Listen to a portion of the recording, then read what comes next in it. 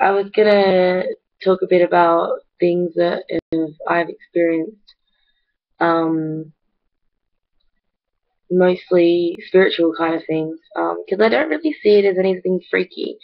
Like, um, I guess at first it was pretty full on, but the more that I experience it, the more it's just natural for me now, and it's not really scary. I mean, sometimes energy can get a bit freaky, but if you can balance it out with some positiveness, it's not too bad. So, basically, we started having things happen a couple of years ago, at one of the houses we're at. Kane and I, my partner, decided to have some acid that my friend had given me for my birthday, and it was really intense stuff, and yeah, very mind blowing and very soul blowing, I guess, and kind of tore us apart. But then we were able to rebuild as different people, so that was pretty cool. But after we had the acid, like acid really opens up your spiritual chakras and like your third eye and your crown and just different ways of it clears you, I guess. Like clears your chakras completely and feel very refreshed after acid. So yeah, we basically left ourselves pretty sensitive to that kind of spiritual connection.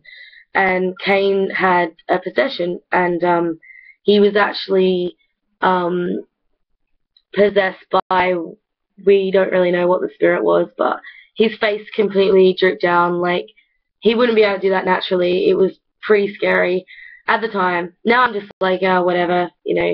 But at the time it was pretty scary because we'd never experienced anything like it. And he said something that made, like, it was a different language and it was very slow and in a different voice. And he ended up doing some weird movements as well, and then he was like, you can't do this, like, I'm not ready for you to do this. So this spirit was like trying to talk through him or something. We still don't really know what. That hasn't really happened again since. So that we freaked out and like got on our bikes and rode to a service station. We're pretty terrified. We rang my mom because she's into a lot of spiritual things, and she was actually in Perth with a guy, Jeremy Ball, who does transformation tours, and he was able to talk to Kane about what had happened because he'd experienced similar, and his wife actually sees spirits and talks to them quite often. So he very much understood what had happened and was able to talk him through and make him feel a bit more calm about it. So yeah, that happened. I mean, there was always something a little bit weird in that house, but it was just like flashes of light. Wasn't really anything too intense. My grandpa seemed to be around a fair bit.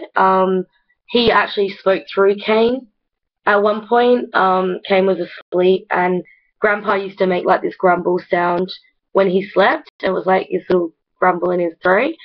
And it's pretty impossible to imitate. I wouldn't even try it. And Kane did it in his sleep. Kane never met my grandpa either and didn't really know much about him.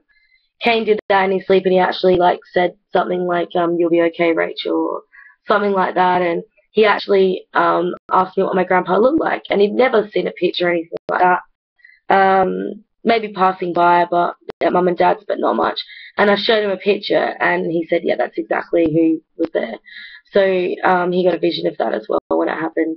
So that was pretty intense. That happened, but it's kind of comforting because every time that my grandpa comes into my dreams, um, he brings a really like loving and caring and just a beautiful aura about him. And yeah, it's nice because I know that he's there to comfort me and help me through things because he's a bit of a guardian angel for me. He meant a lot to me when he was here. So he's around a lot, and sometimes I have to ask him to just chill out a little because he gets a bit full on just being around me. But I know that he's just caring, and yeah, but when you feel spirits and you start dealing with the energy that they have, they don't realize what they're putting out and how much it affects you. So they might be putting out a really intense energy, but yeah, you've just got to kind of let them know, and they're pretty good with backing off. So he was around a bit, and then we had a friend that committed suicide in October 2010, Bethany, and she had been around a bit as well. Kane had a dream about her. So basically, all this stuff was happening to Kane. I really had nothing to do with it. I was just experiencing it on the side, and I guess just being a witness at that time. And I was pretty like messed up when Beth died. I was pretty depressed, so I wasn't really connected with myself either, let alone any kind of other spiritual plane. So Kane ended up having a dream where Beth slammed our door, and our door was actually slammed at night. So he got up in the morning and said, I had this dream, and I said, well, in the middle of the night the door did slam, and so that was really intense. Um, yeah, so that happened. Um, and then I don't know if much else happened there at that house. He saw a really weird face in the window that was a bit freaky. It didn't look human or anything like that. I was just staring at him, and that was pretty freaky. So, and then it just kind of disappeared. So that was a bit of a weird thing as well. Then we moved into Lyle Street, and Lyle Street was, I guess, I'd call it a spirit portal. um, I had a lot of people come over and experience what we experienced as well. There was a definite old like man spirit in the shed out the back. We weren't allowed to go into the shed as per the lease. So that was a bit weird anyway. And then I had a few intuitive friends came over and they're like, oh, I always feel watched in the backyard, I actually feel like there's this man there, and I had 2 or 3 friends tell me exactly what they felt it was, and it was exactly the same thing. So that was really interesting, and I never liked going in that backyard. It always felt really creepy. We didn't have much happen there until I started having some interesting moments. Like my grandpa came to me there, and he was telling me to go to Anzac Day Memorial, and I'd never been to anything like that. And he was really wanting me to go. Like he just kept telling me like you have to go. And when he talks to me, it's like in my own voice, so you feel like you're going crazy, and it's not you. It's an external something, but you don't know what. So I was experiencing like I knew it was him, and I knew that it was his energy around me, and I knew that he wanted me to go. And he also was telling me some things about Kane and how him and Kane existed at some point. Their souls existed together. And he was really good friends with him, and he actually chose Kane and I to be together because he felt so comfortable that Kane would treat me really well. So yeah, it was really interesting to find that stuff out. And I mean, it's just all kind of told to me. So yeah, at first you feel like you're going insane, but it's just like it's an intuition, like thought process, and you know that it's not you talking. So he was telling me to go to Anzac Day, and I'm like, okay, well, I'll go because you're getting really forceful about it. So I went into Kane and I said, look, Grandpa's telling me that we need to go to Anzac Day.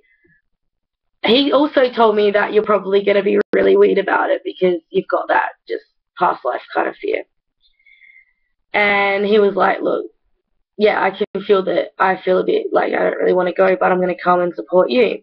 So he came along, and I basically didn't even feel like I was me there. I felt like I was like my grandpa, like he was experiencing that because he needed to experience that. And I started crying, like I was crying uncontrollably. And it didn't even feel like I was crying. It just felt like someone was crying. I was crying for someone. And all these people were like staring at me like I was crazy. It's like, well, Anzac Day Memorial anyway, so well, no, it wasn't Anzac Day. Sorry, it was 11/11. Yeah, so Remembrance Day. So yeah, like standing in the city at the memorial thing, just like bawling my eyes out, not even knowing why.